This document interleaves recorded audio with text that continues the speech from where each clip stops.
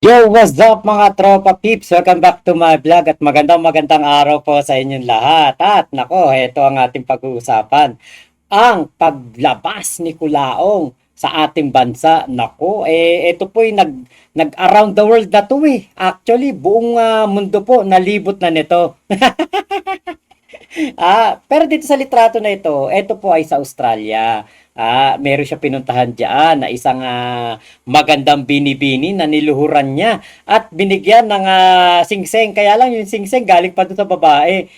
Parang nag-propose yung babae sa sarili niya. Bakit? Kasi yung singseng siya din ang bumili. Ngayon, eto po, meron po ko i-share sa inyong video na kung saan ay talaga namang eto yung nakapagpa-boost ng confidence ni Kulaong at inisip niya na isa na siyang Marcos siguro dahil sa ginawa niya na ito. Nako, panoorin niyo po muna to. Papunta ako ng papunta akong Germany para sa aking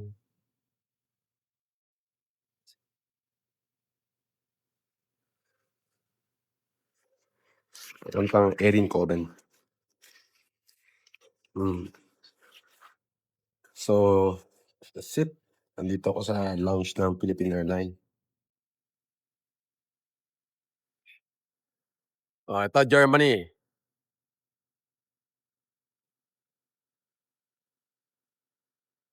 Gina, Clarillo, yung sundo ko wala pa. Coordinate mo nga. Libre wifi, lahat-lahat libre.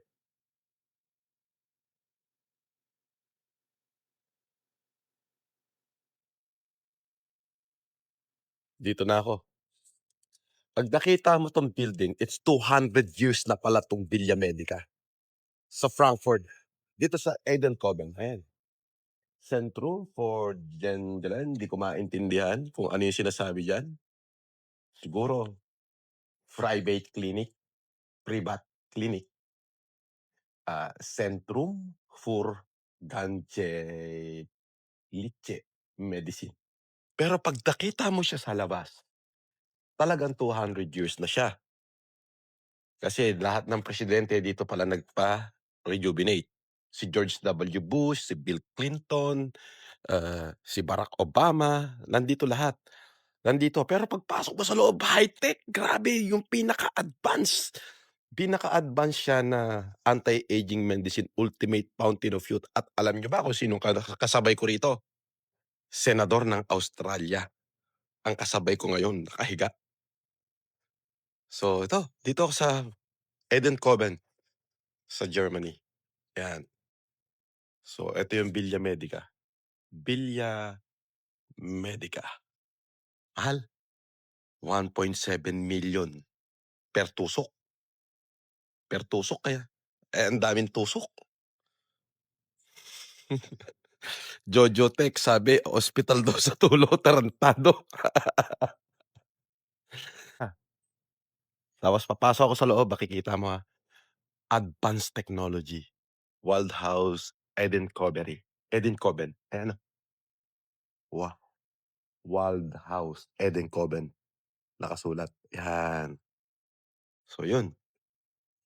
Ngayon kayo, yung mga mapapera dyan sa Pilipinas, anong gagawin nyo sa pera nyo? Kung hindi naman kayo babata. Tingnan natin yung itsura ko ngayon at yung itsura ko after 1 month. Kasi ikukulong ako rito eh. Ikukulong ako na 1 buwan. O araw-araw akong tuturukan ng kung ano-ano ituturok sa akin. Kanina, chineck up yung buong katawan ko. So, okay naman. So, preparation na para sa turok bukas. So, papasok tayo para makita nyo. Babalik ta rin ko yung camera. Eto na, papasok tayo. Oh, okay. So, yan.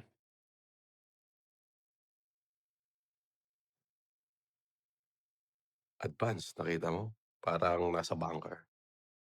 Pero high-tech siya. Okay. Oh.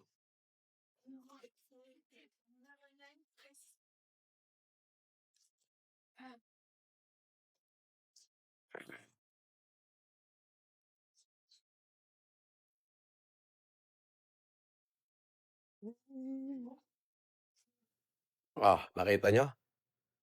Ha? Nandito ako sa Germany. I'm in Germany, Villa Medica. Ituturukan na ako para bumata daw ako ng 25 years.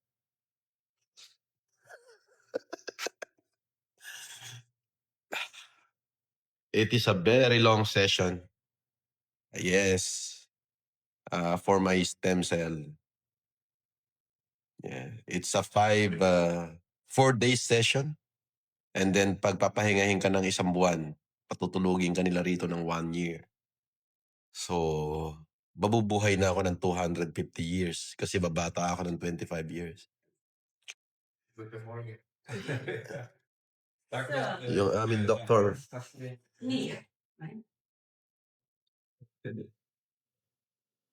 Yung doktor namin, 124 years old na. Ang lakas pa. Ganyang kalupit dito sa Villa Medica.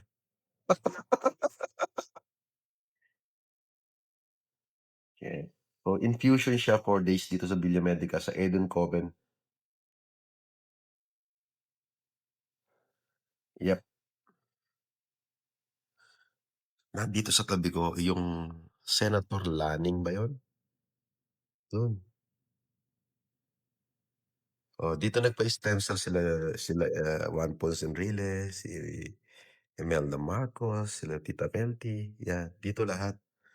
George Bush dito rin galing. Barack Obama dito galing. So, hindi siya actually, bago ka pumunta rito, magbabayad ka muna ng €18,000 sa bangko nila. Tapos bibigyan ka ng invitation. Pag bigay siya ng invitation, hindi pa pala. Ite-test ka muna ng doktor nila dyan. Kung halimbawa, nasa Bangkok ka, may sarili silang ospital dyan.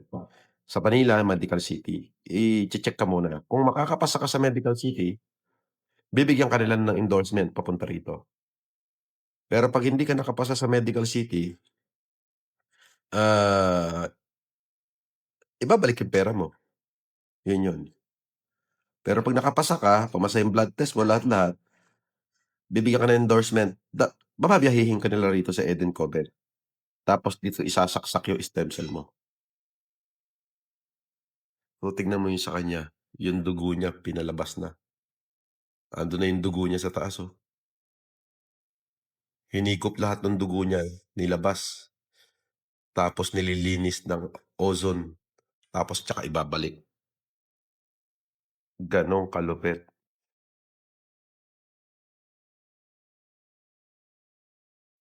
So, gagawin din sa akin. Natatakot ako. Joke lang. Yes. Yes. Oh, Yes, my. I do. I'm done here? I can look when you want. Yesterday he was here. No. Yes. Yesterday it was here. I look here. Yeah. A picture. Gentlemen, how is feeling? Well, I'm good. I feel good. My wife very worried.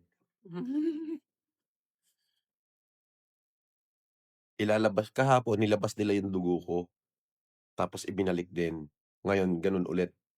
Ilalabas nila yung dugo mo. Das sind die Infusionen. Kennst du den Mann? Infusion. Infusion. Yes. Infusion, yes. Yeah. Ilalabas nila yung dugo mo. Pagkalabas do sa dugo, ibabalik nila yon. Oo. Lilinisin. Pagkabalik nila, tapos yun na, lalagyan ka na ng stem cell. Sasaksak na mamaya.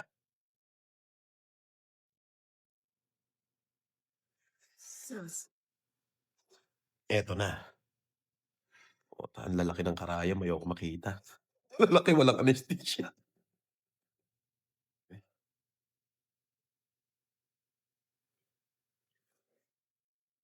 Nakikita mo yun, walang laman yung bote. First disinfection.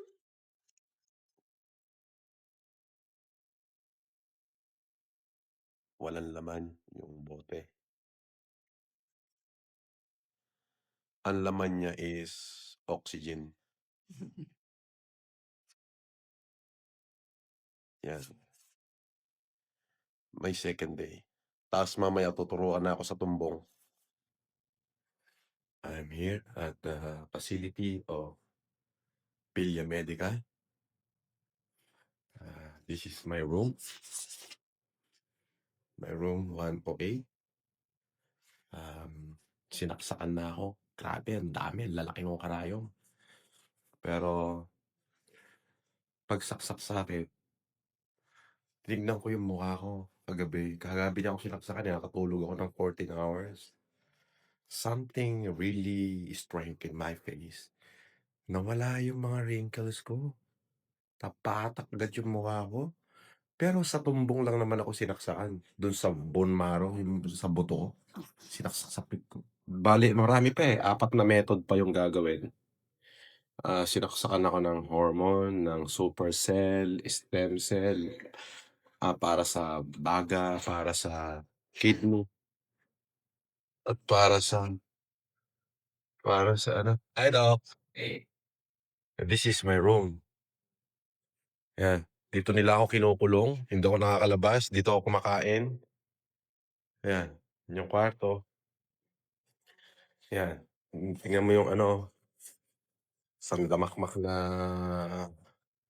binigay sa akin na ano, kung ano-ano. Pero kung titingnan mo, titingnan ko yung mukha ko. Ang laki ng nagbago. Puta na parang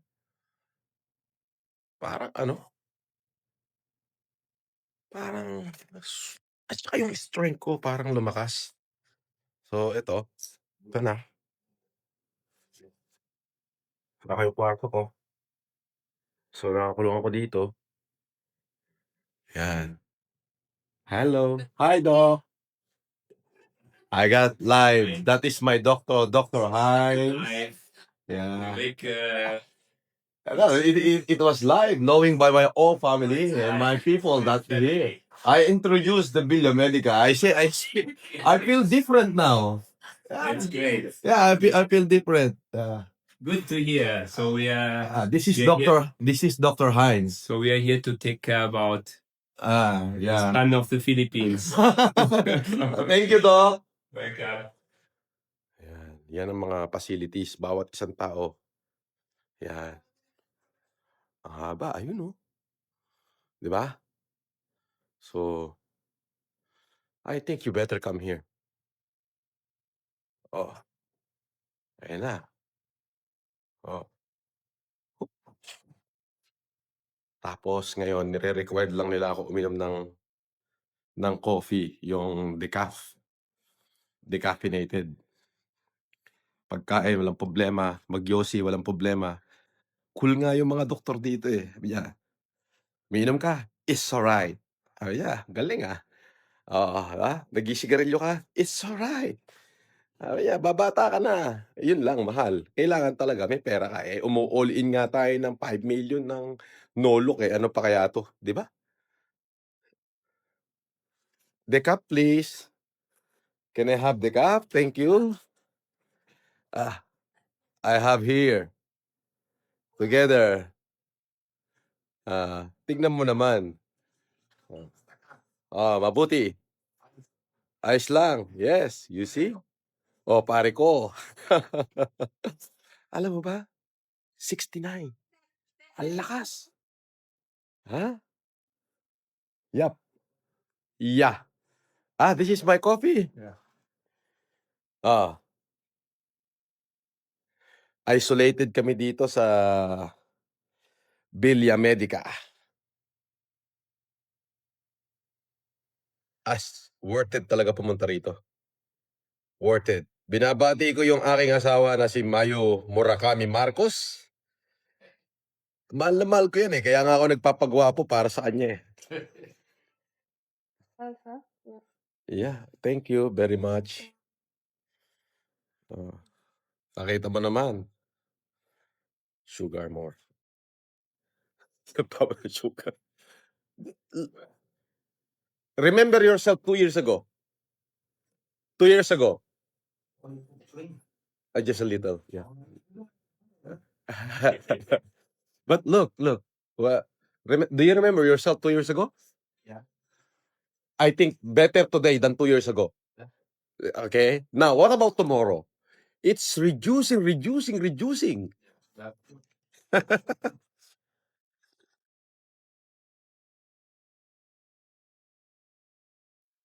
No, it's about health. It's about how to take care of yourself. You could live long enough to see future challenge, face extreme obstacles. Health is wealth.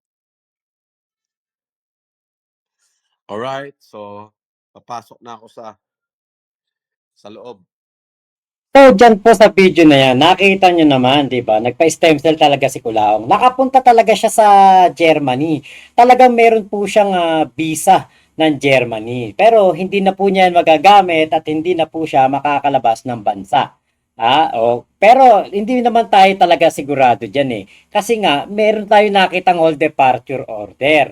Ngayon, Kulaong, kung talaga ikay makakalabas ng bansa at valid pa yung iyong passport, sige nga, gamitin mo nga yung iyong visa sa Germany na sabi mo, 2029 pa mapapasok. Punta ka nga ng Germany ngayon. Baka nga kahit dyan lang sa Thailand o Vietnam o Hong Kong na mga madadaling mapuntahan ng mga Pilipino. At Hong Kong, China at Macau napuntahan ko. O ikaw nga, puntahan mo nga yan kung talagang kaya mong bumiyahe ngayon. At kung talagang wala ka ng kaso, kasi doon sa whole departure order, nakita natin, meron pa po siyang kaso. At korte po ang nagbabawal sa kanya na lumabas ng bansa. Ngayon, ito yung isang mali ni Kulaong di ba? Pinabago niya nga yung kanyang pangalan, di ba? Pinabago niya ang kanyang lifestyle. Kung dati crudo boys, ngayon astang trilyonaryo, astang bilyonaryo, astang milyonaryo. Di ba? Sabi nga ni Kulaong, I'm living the life, di ba? Kaya lang ito ang siste. Pinabago niya ang kanyang pangalan. Hindi naman niya pinabago kanyang muka. Di kung yung ginastos niya dito sa pagpapa-stem cell, binago na lang niya ang kanyang muka. Diba? At iginaya niya sa kahit man lang 10% ng muka ng mga Marcos. Wag lang kay Amy sigurado ako na baka isipin pa talaga natin noong lumabas siya noong panahon ng pandemya, siya talaga, etong si Francis Leo Marcos at hindi siya si Norman Mangusin. Diba? Yun ang mahirap. Pinabago niya ang kanyang pangalan, pero yung mukha niya, Mangusin pa rin. Diba po? Kaya alam niyo po, talagang etong si Kulaong, doon na lang talaga ito papunta sa lagi sa pangloloko sa mga kababayan natin. Ngayon, isa pang hindi pinabago ni Kulaong, nakalimutan niya to. Nakalimutan niya na ang mga Marcos, mga pinis kung kumilos. Mga disente magsalita. Mahinahon. At talaga namang makikita mo, class ang kanilang mga pamumuhay at class ang kanilang mga pag-uugali. Di ba? Yun ang nakalimutan ni Kulaong Hindi, walang Marcos na magsasalita na, we are the Marcoses, papatay namin si Ninoy, broad daylight, walang ganon. Wala ring Marcoses na si Amy sa akin humihingi ng pera. Si Bongbong sa akin humihingi ng pera. Si Imelda sa akin humihingi ng pera. Naku, wala pong ganong Marcos. Diba? Kaya itong si Kulaong ay talagang pinagdudahan po ng mga taong nakasama niya noon na siya'y hindi Marcos. Wala pong Marcos na maghahamon na masunugan tayo ng pera. Pero sinisigurado ko sa inyo, yung pera nyo, abo na, yung akin, hindi pa man lang napapasok. Nako. Hindi po totoo yan. Wala pong ganong Marcos. Diba? Si Kulaong, binago niya yung kanyang ugali bago siya nagpa-stem cell. Inuna niya ang pagbabago ng kanyang mukha at sinabay niya yung kanyang ugali na walang kayabang-yabang, na wala pong kahit anuman lang na pagiging arrogante, ano tawag doon? Meron sa amin tawag doon magaspang ang ugali, ang gaspang mo naman, Kulaong. Sana hindi ganyan. 'Di ba? Kasi alam niyo po, mas maniniwala tayo na si Kulaong ay Marcos kung naging simple lang siya. Simple, maayos, disente, may class kumilos, hindi yung halatang walang pinag-aralan. 'Di ba? Sangayon ba kayo diyan sa aking sinasabi? Kung kayo po sang-ayon dyan, comment po kayo dyan sa baba. At naku, maraming salamat nga po pala sa pagsama nyo dito sa aking mga vlog.